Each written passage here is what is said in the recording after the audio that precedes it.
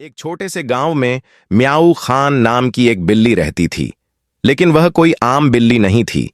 वह दो पैरों पर चलती, इंसानों की तरह बातें करती, चाय पीती और अखबार पढ़ती थी। उसके कपड़े हमेशा पुराने और फटे हुए होते थे। कमीज की एक बांह लटकती रहती और एक बटन अक्सर गायब होता। गांव वाले उसे प्यार से गरीब बाबू कहते थे। लेकिन म्याऊ खान को अपनी हालत पर कभी शर्म नहीं आती थी। उसका मानना था कि इज्जत अच्छे कपड़ों से नहीं, अच्छे चरित्र से मिलती है। वह बच्चों को कहानियां सुनाती, बुजुर्गों के साथ बैठकर बातें करती और हर शुक्रवार को मस्जिद के बाहर बैठकर जो भी थोड़ा बहुत मिल जाता उसी में गुजारा करती। लेकिन उसके दिल में एक सपना था, गांव में एक लाइब्रेरी बनवाना, ताकि हर बच्चा पढ़ लिख सके और कुछ बन सके। एक दिन शहर से आया एक पत्रकार म्याऊ खान से मिला।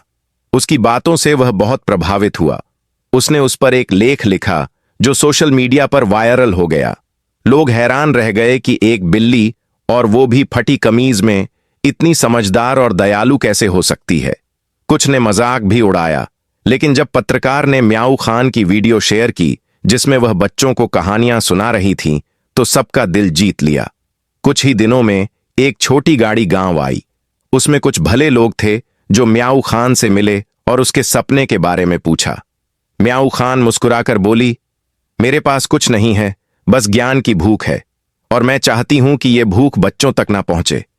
उसी हफ्ते कुछ दानदाताओं ने गांव में एक छोटी मगर प्यारी सी लाइब्रेरी बनवा दी।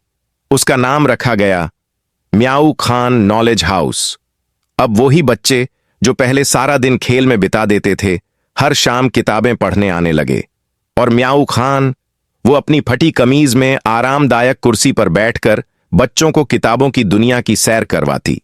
आज भी गांव वाले गर्व से कहते हैं, वो सिर्फ एक बिल्ली नहीं है, वो तो ज्ञान की रोशनी है।